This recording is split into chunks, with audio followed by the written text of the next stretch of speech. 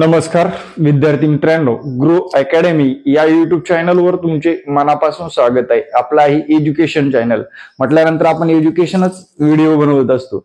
आता नुकताच एक पिक्चर आलेला होता मित्रांनो, 12वी फेल. मनोज शर्मा या व्यक्तीची रिअल स्टोरी सांगण्याचा प्रयत्न केला होता. बायोग्राफी फिल्म होती. काही लोकांनी बघितली असेल, काही लोकांनी बघितलेली नसेल, पण तो व्यक्ती कशा पद्धतीने परिस्थितीला झगडत त्या व्यक्तीने आपलं यश संपादन केलेलं असतं आणि शेवटी तो IPS होतो. जो व्यक्ती 12वी मध्ये पास होण्याच्या लायकीचा नसलेला सुद्धा व्यक्ती IPS पोस्ट पर्यंत कशी मजल मारतो त्या पिक्चर मध्ये सांगितलेलंच आहे. आणि तोच थंबनेल मी तुमच्या या व्हिडिओच्या थंबनेलला त्या व्यक्तीचा फोटो लावलेला आहे, त्या हिरोचा फोटो लावलेला आहे मित्रांनो. आणि तो आदर्श घेण्यासारखाच आहे. पिक्चर पाहिला नसेल तर पाहून घ्या मित्रांनो. वेळ आणि परिस्थितीचं भांडवल करून आपण एखाद्या परीक्षेकडे जाणीवपूर्वक दुर्लक्ष करतो आणि शेवटी यश मिळत नाही. अशी विद्यार्थ्यांनी तर नक्कीच हा व्हिडिओ संपूर्णपणे पाहायला विसरू नका. मागची टेट एक्झाम साधारण 21,000 पदासाठी झाली आणि 21,000 पदामधील 11,000 पदाचा टप्पा सुद्धा पूर्ण झालेला आहे. पण ज्या व्यक्तीने TET सारख्या CTET सारख्या परीक्षा पास केल्या नाही, टेट एक्झाम दिलेली नाही, त्यांना दुःख विचारा की बाबा का दिलो नाही. तर त्यांना आता वाटतं की आपण जर या वेळेत परीक्षा पास केला असतो तर आपल्याला ही नोकरी गमवावी लागली नसती. आता विद्यार्थी मित्रांनो, तुमच्याकडे जी संधी आहे, या संधीचं सोनं करण्यासाठी टायमाचं काटेकोर नियोजन करणं गरजेचं आहे. आता बरेच विद्यार्थी म्हणजे काही लोक जॉब करतात, काही लोक गृहिणी असतात. गृहिणी म्हटलं की मित्रांनो सगळे कामं आलेच, घर आलं, संसार आलं, मुलं बाळ आली, घरातली सर्व कामं आले. आणि नोकरी म्हटल्यानंतर घरातलं काम प्लस नोकरी प्लस आणि करायचे तर काहीतरी करायचे, करून दाखवायचेच. त्या विद्यार्थ्यांसाठी हा खास व्हिडिओ अर्पण करण्यात आलेला आहे. आणि विद्यार्थी मित्रांनो, त्या व्हिडिओमध्ये आता विषयानुसार टायमिंग काढायचा का टार्गेटनुसार टायमिंग काढायचा, किंवा तुम्हाला टाइमच भेटत नाही तर टाइम भेटला नाही तरी तुम्हाला अभ्यास कसा करता येईल, किती वेळासाठी करता येईल हे करणं गरजेचं आहे. मित्रांनो, 6 महिने पुढील खूप महत्वाचे आहेत तुमच्यासाठी, लक्षात घ्या. पुढले 6 महिने खूप महत्वाचे आहेत. डोक्यातच घ्या, या 6 महिन्यामध्ये आपल्याला आपलं टार्गेट पूर्ण करायचंय, आपलं स्वप्न पूर्ण करायचं. लक्षात घ्या, आता जुलै महिन्यामध्ये 7 तारखेला फिक्स मध्ये माहित आहे आपल्याला CTET एक्झाम आहे. कुठली एक्झाम आहे? CTET फिक्स माहित आहे. डेट सुद्धा आलेली आहे, जुलै महिन्यातील 7 तारीख, बरोबर. 7 जुलै या दिवशी आपली CTET ची एक्झाम होणार आहे. तरी पण विद्यार्थी गाफील राहतात, 15 दिवस अगोदर पुस्तक घेतात. अरे हे तुमचं DED BEd नाहीये, लक्षात घ्या. किंवा तुम्ही ग्रॅज्युएशन केले तर ग्रॅज्युएशनचा पेपर सुद्धा नाही. ही आहे स्पर्धा परीक्षा. या स्पर्धा परीक्षेमध्ये टिकायचं म्हटल्यानंतर विषयानुसार चांगला, विषयामध्ये PhD न करता विषयाचा सखोल अभ्यास करणं इथं महत्वाचं असतं. आणि तो सखोल अभ्यास आपल्याकडून होतोय का, आणि तो सखोल अभ्यास होत असेल तरच आपण आगामी परीक्षा पास होणार आहोत, हे डोक्यामध्ये घेणं खूप गरजेचं आहे मित्रांनो. आता सखोल अभ्यास करताना आपण विषयाकडे वळू. विषय कोणते आहेत? आपले प्लस पॉइंट मधले विषय कोणते आहेत आणि आपले मायनस पॉइंट मधले विषय कोणते आहेत? मार्क कमी येणारे विषय आणि मार्क जास्त येणारे विषय हे पाहणं गरजेचं आहे मित्रांनो. आणि नोकरीतून वेळ कसा काढावा ते पण मी तुम्हाला सांगणार आहे. आता प्लस पॉइंट वाले विषय, काही लोकांचं बाबा मराठी चांगलं असतं, आपलं मराठी या भागामध्ये लिहून टाका डायरेक्ट. काही लोकांचं इंग्लिश चांगलं असतं, इंग्लिश चांगलं असतं या भागामध्ये लिहा. काही लोकांना CDP अवघड जातं, या भागामध्ये लिहा. काही लोकांना परिसर अवघड जातं, या भागामध्ये लिहा. परिसर अवघड जातं, या भागामध्ये लिहा. काही लोकांना अंकगणित सोपं जातं, चांगले गुण येतात अंकगणितामध्ये. आणि काही लोकांना परिसर अभ्यासामध्ये शक्यच नाही, पॉसिबलच नाही गुण घेणं. त्या विद्यार्थ्यांसाठी काय करणं गरजेचं आहे? आता आपले जे प्लस पॉइंट आहेत ते आपल्याला 20 मार्कापर्यंत पोहोचवायचे. किती? 20 प्लस कसे मार्क येतील? आता बघा, मराठी सारख्या विषयामध्ये आपण महाराष्ट्रात जन्म घेतोय, आपल्याला 25 प्लस मार्क कसे येतील याकडे लक्ष द्या. आणि या मराठीतला सखोल अभ्यास करा मित्रांनो. सखोल अभ्यास करणं गरजेचं आहे, त्याच्याशिवाय होतच नाही. मित्रांनो, माझ्याकडे आता 1,000 विद्यार्थ्यांनी ऍडमिशन केले. किती? मागच्या 3 महिन्यामध्ये 1,000 विद्यार्थी आपल्याकडे ऍडमिशन घेत आहेत. एकही विद्यार्थी अजिबात नाराज नाही, अभ्यास करतोय, वेळ काढतोय, वेळ काढून लाईव्ह लेक्चर करण्याचा प्रयत्न करतोय. ज्यांना लाईव्ह शक्य नाही तो रेकॉर्ड सुद्धा बघत असतो मित्रांनो, पण वेळ काढून. सर आमच्यामध्ये थोडी थोडी ग्रोथ व्हायले आणि आता वारंवार सवयच होत चालली आहे की आम्ही पास होणार हा कॉन्फिडन्स सुद्धा येतोय. हे मला रिप्लाय विद्यार्थ्यांचे आहेत. आणि व्हिडिओच्या खाली बघा मित्रांनो, मागचे 8 दिवसाचे व्हिडिओ पूर्ण बघा माझे, याच्या खाली तुम्हाला कुठेही निगेटिव्ह कमेंट दिसणार नाही. विद्यार्थी पॉझिटिव्ह झालेत आणि अभ्यास सुद्धा करता येतं. तुम्हाला सुद्धा करायचं असेल तर माझा हा संपर्क क्रमांक आहे. या संपर्क क्रमांकावर व्हॉट्सअप केल्यानंतर क्लासची माहिती मिळून जाईल. आणि सर्वात महत्वाचं आपण देतो ते पास होण्याची गॅरंटी. पास झालेच पाहिजे. कारण काय रे, सर्व विषय शिकवणारे टीचर तज्ज्ञ आहेत, नोट्स प्रॉपर आहेत, ज्या की तुम्हाला वेळ न घालवता ऍक्युरेट गोष्टी भेटणार आहेत. आणि दुसरी गोष्ट म्हणजे विद्यार्थी मित्रांनो, आगामी काळात परीक्षेची रूपरेषा ठरवून केलेलं सिलेबस डिझाईन हे खूप महत्वाचं आहे. काही लोकांना डिझाईनच माहित नाही, सिलेबस शिकवायचं, चला स्पर्धा परीक्षेचं पोलीस भरती शिकवणारा टीचर टीईटी शिकवतोय, मग त्याचा उपयोग होईल का? त्याचं बेसिक आपलं बेसिक कम्पॅरिझन होईल का? सर्वच कोर्स आहेत त्यांच्याकडे आणि सर्व कोर्स घेतात. आणि सर्व कोर्स घेतल्यानंतर मित्रांनो, सर्व कोर्समध्ये सर्वांसाठी एकच टीचर शिकवायला असतो. त्यावेळेस आपलं नुकसान आणि वेळेचा सर्वात दुरुपयोग होतो. त्यामुळे विद्यार्थी मित्रांनो, बी अलर्ट, बी केअरफुली. जिथे क्लास लावताय तिथे योग्य मार्गदर्शन मिळतंय का याकडे लक्ष देणं खूप गरजेचं आहे. त्यानंतर या मराठी विषयामध्ये आपण 25 मार्कापर्यंत पोहोचलो. आपला प्लस पॉईंट इंग्लिश आहे, त्याच्यामध्ये सुद्धा 22-25 मार्कापर्यंत पोहोचायचे आपल्याला. 22-25 पर्यंत, 22 कमीच पकडले. आता अंकगणित विषयामध्ये तुमचा सराव असेल तर तुम्हाला साधारण 25 प्लस मार्क पडणार आहेत. सराव नसतील तर 15 मार्क पडणार आहेत, लक्षात घ्या. कारण प्रॅक्टिसचा विषय आहे, प्रत्येक गणित वेगळं असतं, संख्या बदलतात. त्यावेळेस आपल्याला प्रॉपरली गणित सोडवता आले तरच आपले 15 पेक्षा 25 मार्क मिळवता येणार आहेत. म्हणून या विषयामध्ये तुमचे प्लस पॉईंट असेल तर 25 मार्कापर्यंत पोहोचा, मायनस पॉईंट असेल तर 15 पर्यंत तुम्ही पोहोचू शकता या विषयामध्ये. कारण सराव प्रॉपर असणं गरजेचं आहे. ठीक आहे. त्यानंतरचा सीडीपी विषय आहे मित्रांनो, हा मेन विषय आहे आपला. विचार जर केला तर आपण डीएड किंवा बीएड झालं तेव्हा 2 वर्षामध्ये पण अध्यापन पद्धती शिकलोय, पण मेजर प्रॉब्लेम या विषयाचा सर्वाधिक आहे मित्रांनो. मग त्यासाठी काय केलंय आपण, मागचे क्वेश्चन पेपर रीड करणं गरजेचं आहे. संभाव्य क्वेश्चन पेपर रीड करणं गरजेचं आहे. म्हणजे साधारण संभाव्य क्वेश्चन पेपर आणि मागचे क्वेश्चन पेपर, संभाव्य क्वेश्चन मध्ये 600 प्रश्नांचा संग्रह केलेला आहे. आणि जे की मागचे पेपर 7 झालेत, 7 पेपर मध्ये 7 दुनी 14, 14 1 14, 14 8 42. मागच्या पेपर मधले 420 क्वेश्चन, साधारणपणे 1020 क्वेश्चनचा सराव आपला नुसता क्वेश्चन पेपर मधूनच होतो. कशामधून होतो? क्वेश्चन पेपर प्लस त्याच्या नोट्स. जर मित्रांनो प्रॉपर नोट्स वाचल्या याच्या तर तुम्हाला साधारण 20च मार्क पकडतो.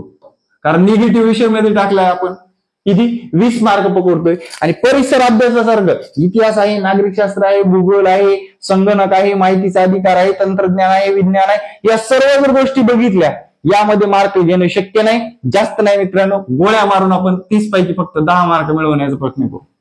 किती मार्क मिळवण्याचा प्रयत्न करू? 10. आता कशीही टोटल गेलात 90 प्लस होणार आहे. 90 पेक्षा जास्त मार्क आपण मिळवलेले असणार आहोत.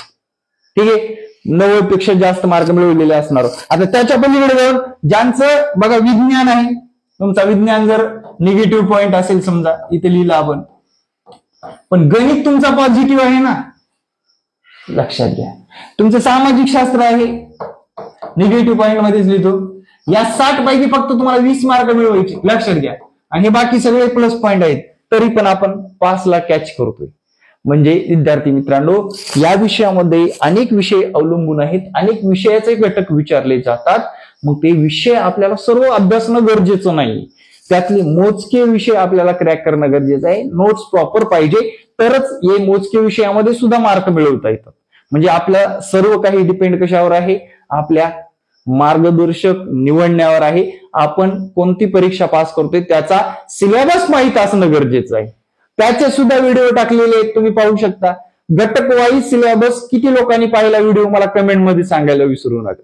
आणि कमेंट मध्ये सरावासाठी तुम्ही गणित या विषयासाठी किती वेळ देताय कारण मेजर विषय आहे मित्रांनो. तुम्ही लक्षात घ्या, तुम्ही सीटीईटी पास झालात, ओके, नो प्रॉब्लेम, काहीच प्रॉब्लेम नाही. सीटीईटी पास झालात, एकदम बेस्ट आहे, नो प्रॉब्लेम. तुम्हाला टीईटी पास करायची सुद्धा गरज नाही. पण तुम्ही जर सीटीईटी देऊ शकत नाही, हिंदीमध्ये प्रश्न कॅच करू शकत नाही, टीईटीच्या मागे लागा. कारण टीईटीचे दुगणे फायदे आहेत मित्रांनो, लक्षात घ्या. याच्यामध्ये मराठी आहे, याच्यामध्ये मराठी आहे, याच्यामध्ये मॅथ आहे, याच्यामध्ये इंग्लिश आहे, याच्यामध्ये सीडीपी आहे. मला सांगा टेट एक्झाम मध्ये काय आहे? टेट एक्झाम मध्ये प्रॉपरली काय असतं बघा. मराठी विचारतात 15 गुणाला, इंग्रजी विचारतात 15 गुणाला, सीडीपी विचारतात 15 गुणाला, त्यानंतर जीएसजीके विचारतात 30 गुणाला. त्यानंतर तुमचा मेजर पार्ट जो असतो मॅथ रिझनिंग असतो, लक्षात घ्या. मग तो कोणताही कॅन्डिडेट असू द्या, काय असतो? मॅथ रिझनिंग असतो. हा मेजर पार्ट तुम्हाला आतापासून करणं गरजेचं आहे, तरच आगामी शिक्षक भरतीमध्ये तुम्ही परफेक्ट मार्क मिळवणार आहात. आता शेवटी जाता जाता नाकर्तीचं मीठ आळणी असं म्हणतात, दुसरी नाचता येईना अंगण वाकडं म्हणतो, बरोबर. मग ह्या म्हणी आपल्यासाठी खूप उपयोगी ठरणार आहेत. म्हणजे तुम्हाला करायचंय का नाही करायचं याच्यावर तुमची वेळ ठरवत असते मित्रांनो. आता एखाद्या आवडीच्या व्यक्तीला भेटायला चाललो आपण, बरं का. आवडीच्या व्यक्तीला भेटायला जायचं म्हटल्यानंतर आपण किती तास अगोदर विचार करतो रे, अरे हे करिअर आहे, हे करिअर बरोबर आहे. सगळ्यात महत्वाचं मित्रांनो, जिथे वर्किंग आहात तुम्ही, इंग्लिश स्कूलवर वर्क करता, स्वतःची ट्युशन घेता, त्याच्यात समाधानी आहात का? स्वतःला प्रश्न विचारा. तुमच्याकडे वेळ उपलब्ध ऑटोमॅटिकली होईल. बस एवढंच सांगू इच्छितो मी.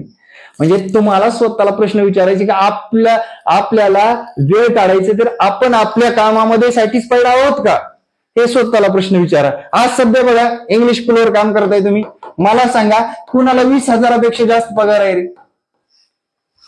20,000पेक्षा जास्त पगार आहे का? यस किंवा नो? टाईप करून सांगा. मुंबई शहरात राहत आहे, पुणे शहरात राहत आहे, नाशिक राहत आहे, नागपूर राहत आहे, सांगली राहत आहे, सातारा राहत आहे, कोल्हापूर राहत आहे, सोलापूर राहत आहे. 20,000पेक्षा तुम्हाला जास्त पगार आहे का? हा प्रश्न स्वतःला विचारा. आपण सॅटिस्फाईड आहोत का? स्टाफ मधलं पॉलिटिक्स तुम्हाला माहितच आहे. मग तुम्हाला परिस्थितीचं भांडवल करायचे का वेळ काढून अभ्यास करायचे हे तुम्ही ठरवायचं. बस कुणाचाही वेळ कुणीही ठरवू शकत नाही, लक्षात ठेवा. मग नोकरी करताय, सॅटिस्फाईड आहेत का? संसार करताय, काहीतरी करण्याची जिद्द आहे, त्याच्यामध्ये समाधानी आहात का? ते समाधान मिळवण्यासाठी तुम्हाला काय करणं गरजेचं? मी पाहिलंय मित्रांनो, 37.5 वर्षाचा ओपनचा कॅन्डिडेट सुद्धा काय झालेला आहे? शिक्षक झालेला आहे. 42.5 वर्षाची महिला सुद्धा शिक्षक झालेली आहे. काय सांगतो, 44 वर्षाची महिला सुद्धा शिक्षक झालेली आहे. आता 43च वय आहे, कोरोनामुळे जास्त 2 वर्ष वाढून मिळते. 44 वर्षापर्यंत शिक्षक होता येतं. आपण का नाही? न्यू फ्रेशर आहात तुम्ही, का नाही? का नाही सांगा मला. आता जी पिढी येणार आहे पुढे, ती तुमची कॉम्पिटेटर असणार आहे, आणि ती पिढी आता बीएड करतानाच टीईटी आणि टेटचा विचार करते, लक्षात घ्या. काल मला 21 वर्षाच्या पोराचा फोन आला होता, सर माझं नुकतंच डीएड झाले, मला सीटीईटी द्यायची. किती वय वर्ष? 21. काही लोकांचं डबल आहे हो, तरी पण तयारी करतायत आणि ते परीक्षा पास होत आहेत. आणि तुम्ही शेजारच्या गावामध्ये, आजूबाजूच्या गावामध्ये कुणाची नणंद लागल्या, कुणाचा भाचा लागलाय, कुणाचं काकू लागल्या, कुणाची मावशी लागल्या, कुणाची सासू सुद्धा लागल्या. बोला पुढे. काय सासू सुद्धा लागले? सासूचं वय जर 40 असेल तर जावई आलेलं असेल ना, बरोबर का? मग ह्या गोष्टी करण्यासाठी तुम्हाला तुमच्याकडे वेळ काढणं गरजेचं आहे आणि वेळेनुसार अभ्यास करणं गरजेचं आहे. परिस्थितीला लढायला आपण स्वतःच कारणीभूत असतो. परिस्थितीचं भांडवल करून रडत राहणं मला तर योग्य वाटत नाही. त्यासाठी नियोजन करा. मी दिवसभरामध्ये 2 तास, 3 तास, 4 तास अभ्यास केल्याशिवाय झोपणार नाही, अभ्यास केल्याशिवाय मी राहणार नाही. मग स्टाफ रूम मध्ये करा, चालता बोलता करा, ट्रेन मध्ये करा, फिरताना करा, वाचताना करा, जेवताना करा, सगळीकडे अभ्यास करता येतो. फक्त तुम्हाला प्रॉपर करणं गरजेचं आहे. मला एकही विद्यार्थी असा नसेल की साधारणपणे दिवसभरामध्ये 2 तास तरी मोबाईल मध्ये गुंतून असतोच. मग हे 2 तास तुम्हाला या विषयासाठी देणं गरजेचं आहे, हे विषय क्रॅक करण्यासाठी देणं गरजेचं आहे. करिअर घडवणं गरजेचं आहे. करिअर जर घडलं मित्रांनो, आयुष्यभर चांगले चांगले आयफोन, चांगल्या चांगल्या पर्स, चांगल्या चांगल्या मार्केटमध्ये शॉपिंग करता येणार आहे. नसता जर आपण एखाद्या गोष्टी म्हणजे आपण जर 20,000 पगारात करत असेल, तीच गोष्ट आपण कुठं पाहत असतो, मग गाड्यावर घेण्याचा विचार करतो. बरोबर.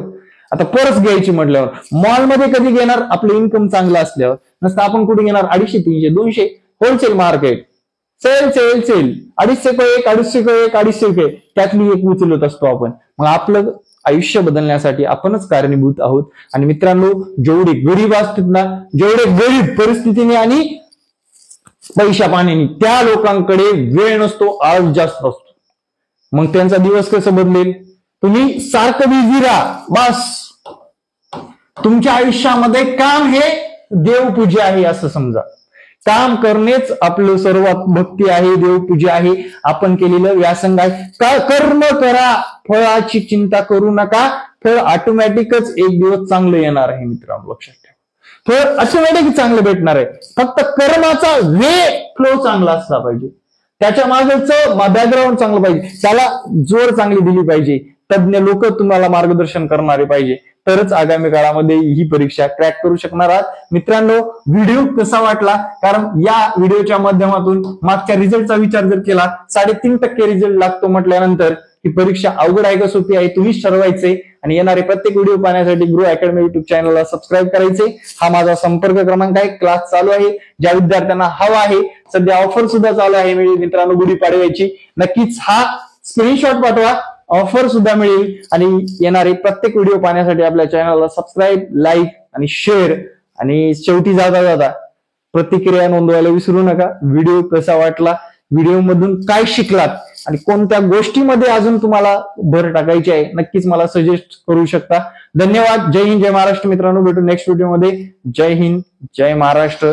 Best of luck, your bright future. धन्यवाद.